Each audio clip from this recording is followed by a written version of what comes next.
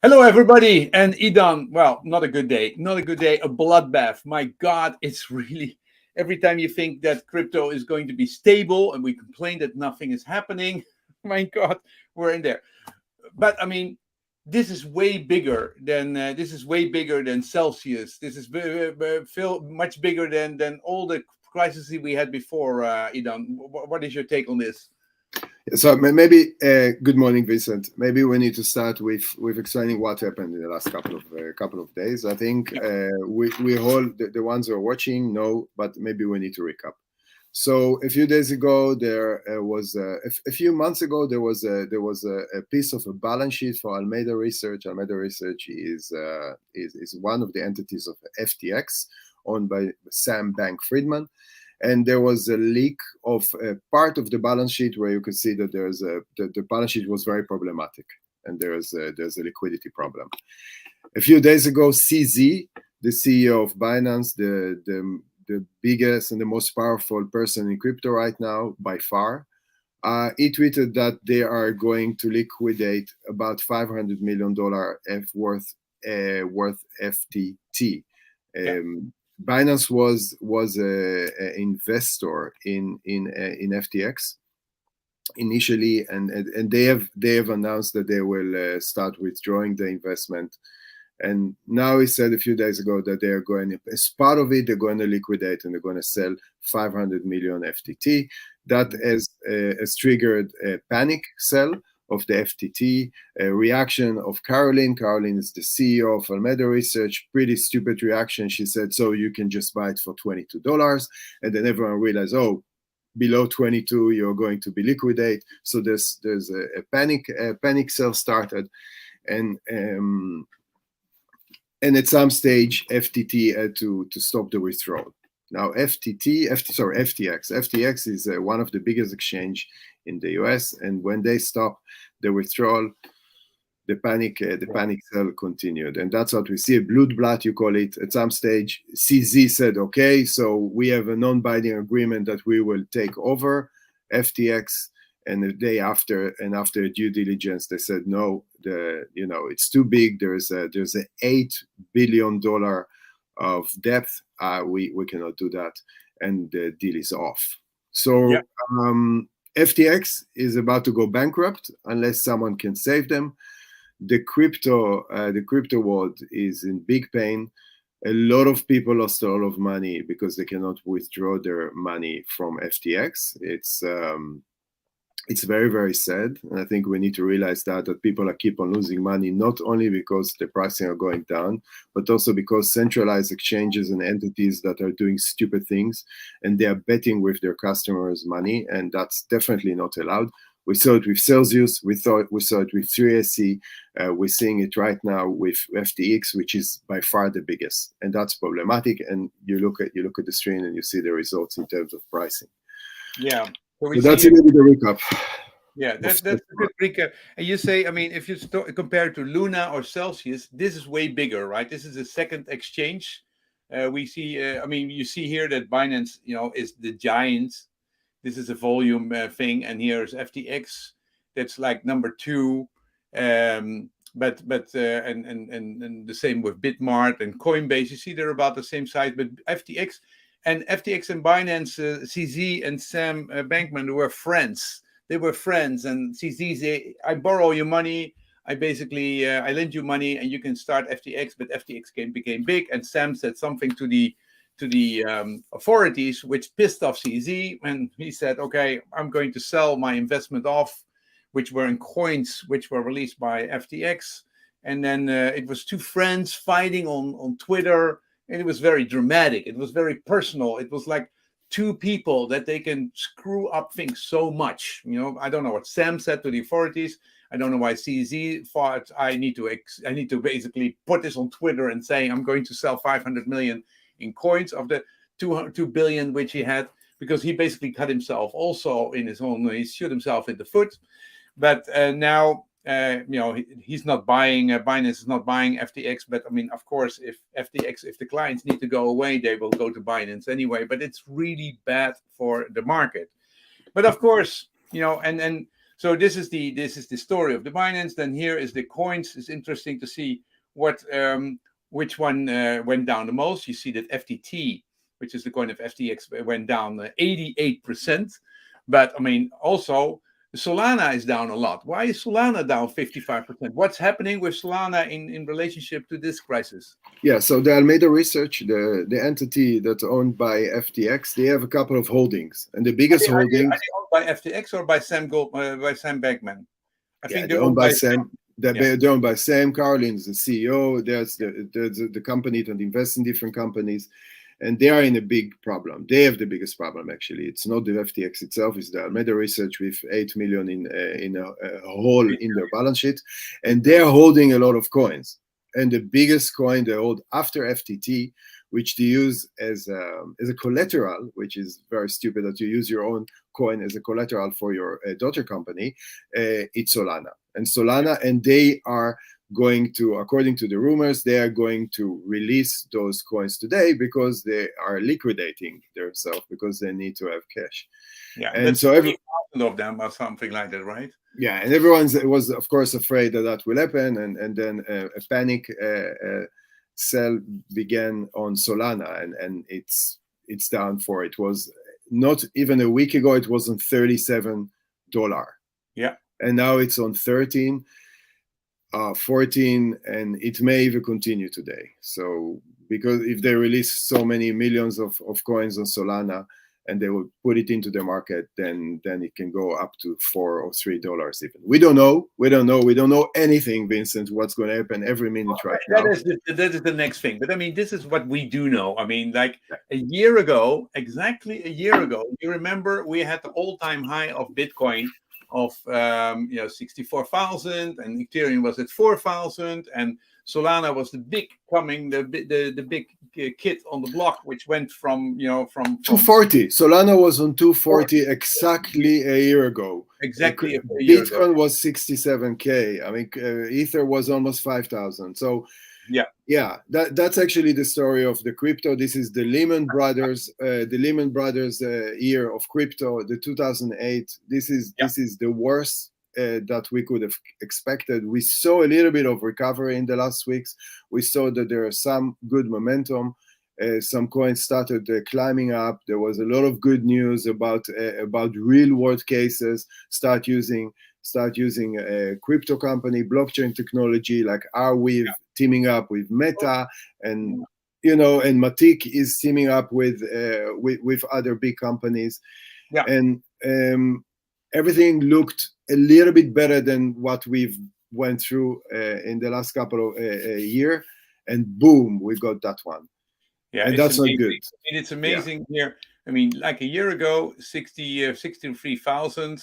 And then a month ago, we went from 19,000 to 21,000, and then this whole shit happened. I mean, this is like they always talk about crash tests in the banks, but I mean, the amount of crash tests we have in the crypto world is just unbelievable. It's unbelievable, and it's interesting. So Bitcoin went down 17%, 18%.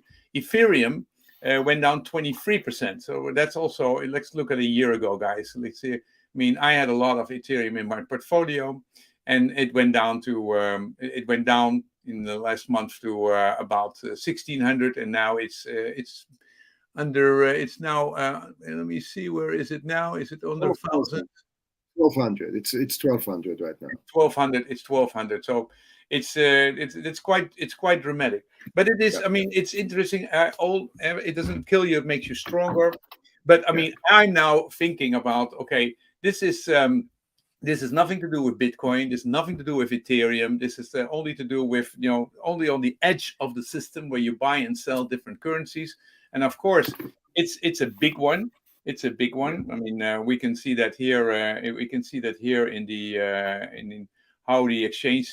But I mean, Binance is stable as hell. I mean, and actually, CZ was twittering. He says, "Lessons learned: don't use your own coin as collateral, and do not use fractional banking like the normal banks do. You know, just basically keep a profit and don't start investing with your crypto money as an exchange. So that was, that's very wise. I must say. So Vincent, let's talk a little bit about what's happening, because I want to relate a little back to June. This is very similar to what happened in June after the 3AC and Celsius crash and the Luna crash, right? So it was a big disaster, and then we had to recover. Now, what happened then is that we had the ETH merge narrative, and that saved the industry a bit until now. So you could see that slowly but surely from July, Ethereum and its ecosystem and other coins start picking up because of the narrative of the merge. Now we don't have that anymore.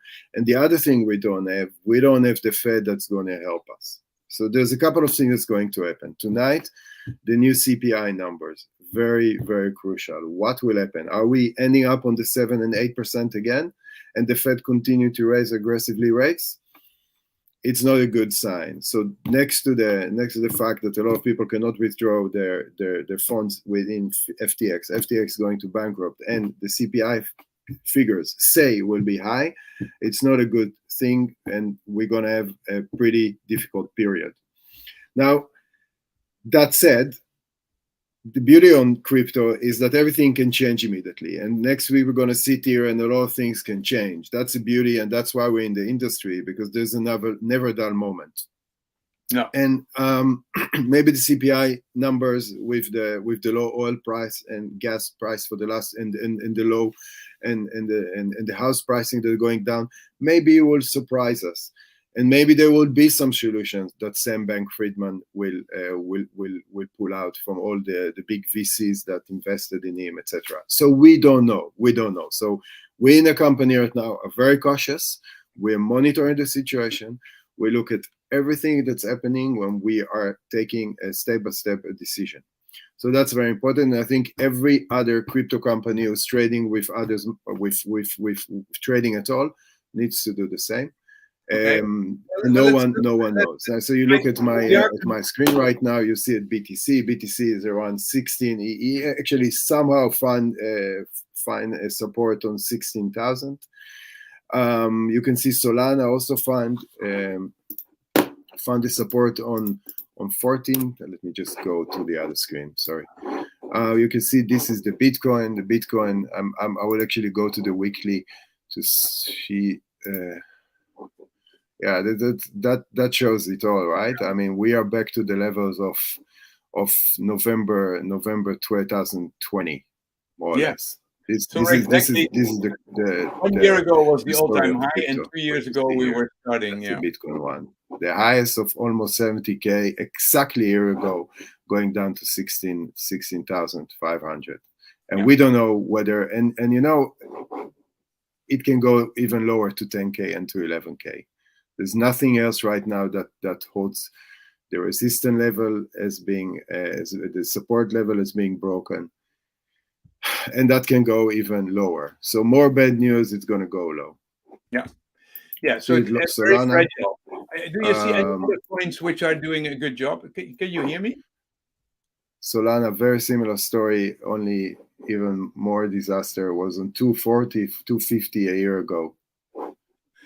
It's down now to 40. Can you still hear me? Go as low as 3 or 4. Yeah, that's where we're at. One coin that surprised me a lot is the is Matic. Matic is doing very well relatively to others. They are keeping up. So I think they will do well in the long run anyway. Yeah. Back to you, Vincent. Idan, can you hear me? Can you hear me? I cannot hear you. You cannot. It's your problem. It's your problem. You cannot hear me. So what I don't hear you. I know. But I am. It's your problem. It's your problem. Yes. Oh, sorry. It's your problem. Thank you. You now hear me. Okay. Thank you very much. I was trying to interrupt you a couple of times, but I couldn't. But I mean, you were doing really good. Okay. Now, So we are now in a situation. This afternoon we have the inflation, we have the inflation numbers coming up, and we have the reaction of the interest rate. What's going to happen? Yeah. And we have, of course, the question: is FTX going to go bankrupt? There's two things. One is the research firm, and one is the exchange. What is your take? I mean, are we going to get more bad news? Because if they're really going to fall down, if they're really going to go bankrupt, then we're going to have one more crisis for the whole crypto world. Any idea?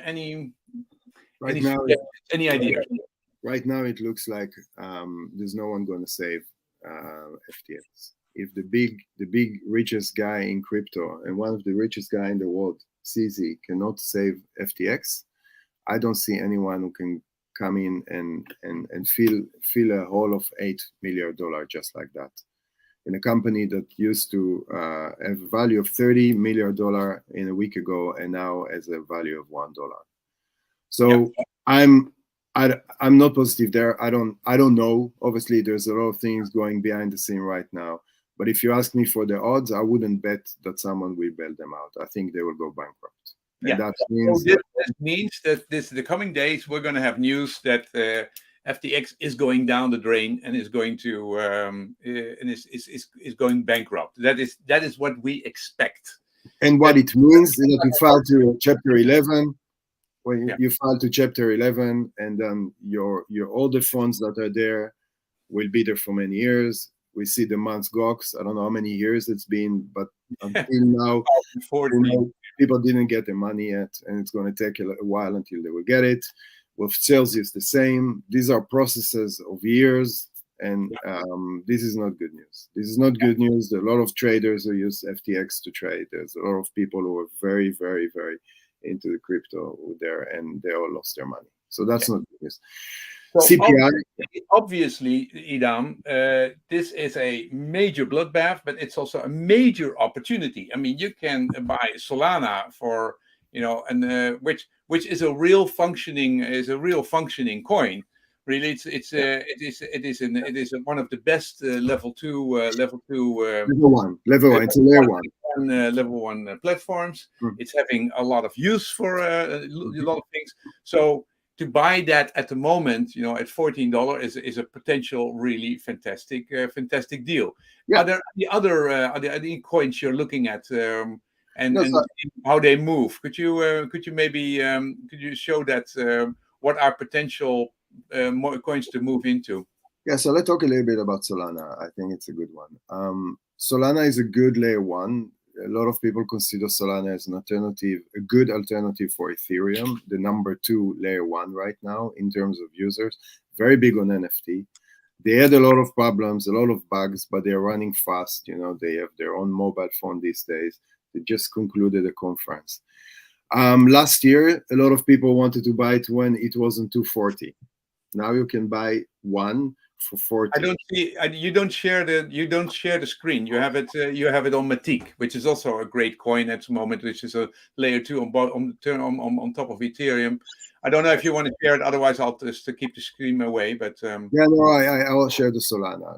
So last year you could buy it one for $240 to $460. Now you can buy one for $14. Yeah. So if the team hasn't changed, the technology only improved. They are a year later. They are more mature. There are many more users. Much more money is made here. Many more companies and applications that they added in the last year. Okay, yeah. 240 and now it's 15. This is really important. It can go even lower. So are there opportunities for the long term? Absolutely. Absolutely, there are opportunities on the long term. Same Matic. Look at Matic. If I look at Matic, this is a weekly. Matic was on $2.93. It ended up now on 0.90. Matic is huge. He has partnership with Starbucks. He's part of the incubator program of Disney. They have partnership just announced one with Meta. It's the most usable layer 2 on Ethereum. There's no doubt that this company will be one of the most successful crypto company in the world in the future. Is an opportunity? Absolutely. is scare. It's scaring to buy anything right now. Yes, it can go down. It can go down another 20 or 30% if the CPI numbers are too high and there are a lot of other developments on the front. And maybe we'll see additional exchanges that have liquidity problem. And maybe we're just hearing 30 minutes ago we saw the tweet. Maybe I can share that tweet of a USDD. USDD is one of the biggest stable coins of Justin Sun, and they just lost their peg a little bit, 0.97, but that's how it started with Luna as well. So there's a lot of things going on right now, Vincent, and it's not a financial advice. There's a lot of opportunities. Coins are much cheaper than they used to be, but it's very scary out there. Okay, let's take a look at what we did with DiamondPigs. For the people who don't know, DiamondPigs is a company which basically gives you strategies inside your Binance or Bitfavo wallet, and we have the strategies contains of a number of coins which are protected by robots which go out and in automatically. So how did we do? We see that everything is flatlined. That means that everything is at the moment in BUSD, except for Berkshire, which is the top 10. And but all the robots have stepped out, and let's see how they did. If we look at the last week, and this is at the moment when the whole thing started. So in the last week, how have they been doing? Let's see if I can zoom in a little bit. So in the last week, we have Hereford, which is a Bitcoin only strategy. So this is for the hodlers, and it basically stepped out, and it only went down 1.8%. That's a really good. That robot did really well. I think you can be proud of that. That's really good. You've been working on that a lot. Then we have Genua, which went down 9%, which compared to Bitcoin, 17.6% is pretty good. Pennywell 11, and Duroc is 14, and Duroc is the most aggressive one, which waits the longest before they step out, and Berkshire is the top 10, which went down 21%. So I would say, just like Hereford was fantastic, Genua was really good, and Duroc is at least four or 5 points better than Bitcoin. So it's a bloodbath also for our customers, but it's a lot better than if you were in Bitcoin, and if you were in Ethereum or all kinds of other altcoins, you would have lost way more. So how would you judge our performance? Yeah, I think you describe it correctly. We have a few bots, and the Hereford one is great for people who are holding right now Bitcoin. He stepped out pretty fast out of the market, and we just improved the bots in the last couple of months, and he's stepping in a little bit faster when the market sentiment is positive. So I think I'm very proud of the Hereford direction, what we're seeing right now. Yeah, Genoa step out faster than Duroc. We know that there's advantage, disadvantage in different situation. And the last 4 days were better to step out faster. And for the rest, we are very cautious, as you showed just a few minutes ago. All our active strategies are now on BUSD. We're monitoring the situation. We're looking at what bots want to get in and what not to get in. But right now we are monitoring it, and we are until things are clarified and a little bit more with what's happening in the US today. With the situation of FTX, we are very cautious.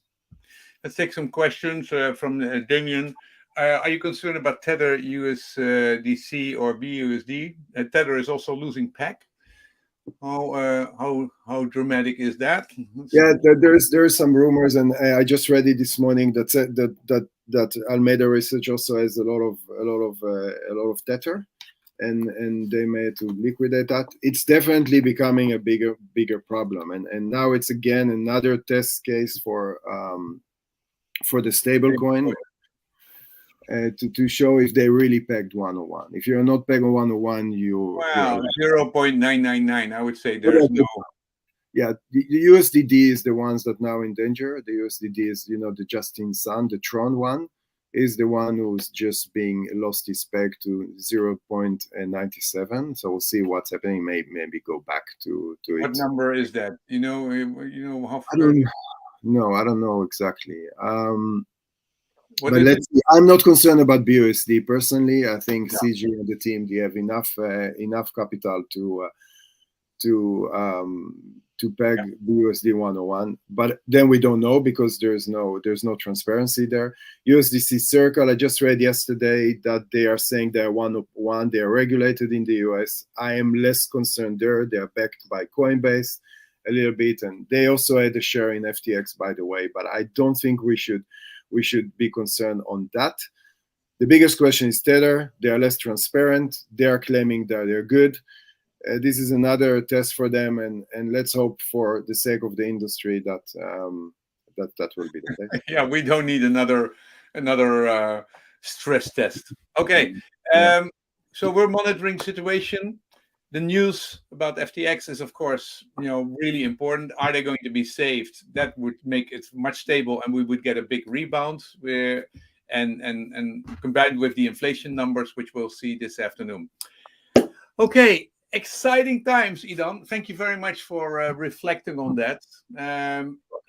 This is really another thing that two guys who were friends, who became competitors, who were that one can start something and the other can react, and then the whole industry is still, extremely vulnerable.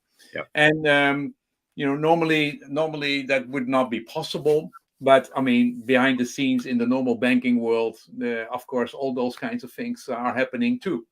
And it shows that our system has our normal financial system is unstable, has been unstable since 2008, and is now also is now, I would say, weathering the storms a lot better. But crypto is still a very young market. I'm really excited to see, to step in at a certain moment. I'm ready to buy. I'm ready to buy the dip, and I hope that our robots are doing the same. But they're careful, they're organized, and they're not emotional. That's the great thing about our robots. Our robots are not emotional, but we are monitoring them, and I think we're doing a good job for. And another last note, Vincent. We are in the crypto, you and I, for many years. I think I started in 15 to 16. You started even before, into 13, when you bought your first Bitcoin. We've seen it. We haven't seen such a day for a long time, I must say. This is. But we always need to be positive, and we know that things are in cycles. And we also know, and we have said that we said it many times in this show, is that the big test for the crypto world is that the real world will start using it. And we see that very much in the last couple of months. And I think that we'll see that more. We see that with Bitcoin as a payment. We see that with Matic supporting loyalty program for Starbucks. And we see a lot of NFTs that representing ownership, from arts to other things. So there's a lot of development. Crypto is the future as far as I'm concerned. I'm very, very optimistic and positive for the long run. And let's stay positive, and we'll take the opportunities when they come, indeed, with the robots we have right now. And that's life. Never a dull moment. But by gosh, you need protection. You need protection. And you need protection from very analytical cold hands. And our combination of, you as a trader and the other people at Diamond Pigs, compared to these robots, with in addition with the robots, are I feel very good about that. Hey, thanks very much. When we have more news to bring, we'll come back to you guys. Thank you for watching, and see you next time. Bye, Vincent. Thank you. Yeah. Oh man, this is really amazing. It's like you ended.